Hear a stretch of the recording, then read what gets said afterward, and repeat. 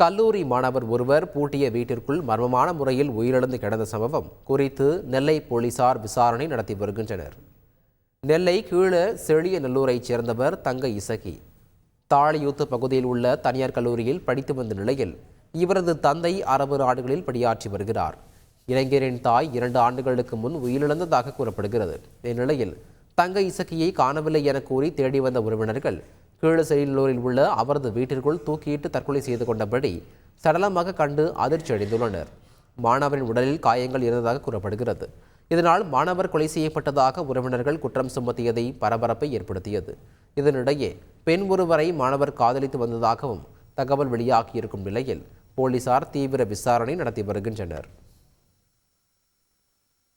சாயங்காலம் அவங்க அப்பாட்ட பேசியிருக்காப்புல, அவன் தம்பிகிட்ட பேசியிருக்காப்புல. பேசிட்டு வீட்டுக்கு போனாலும் அதுக்கப்புறம் நைட்டு பாட்டி வீட்டுக்கு சாப்பிட போகலை. புதன்கிழமை காலையிலே வீட்டுக்கு வரல. வெளியில் பூட்டு கிடந்ததுனால யாருக்குமே சந்தேகம் இல்லை. அப்போ வேறு எங்கேயோ போயிருக்கான்னு நினச்சிட்டு அவங்க இது பண்ணிட்டாங்க. ஆனால் பக்கத்து வீட்டில் என்னடா சுமல் அடிக்குது அப்படிங்கிற மாதிரி தான் எட்டி பார்த்துருக்காங்க. பார்த்ததுக்கப்புறம் தான் தெரிஞ்சிருக்கு உள்ளே சுமல் அடிச்சோன்னா உள்ளே தூக்கு போட்டுருக்கான்னு தெரிஞ்சிச்சு.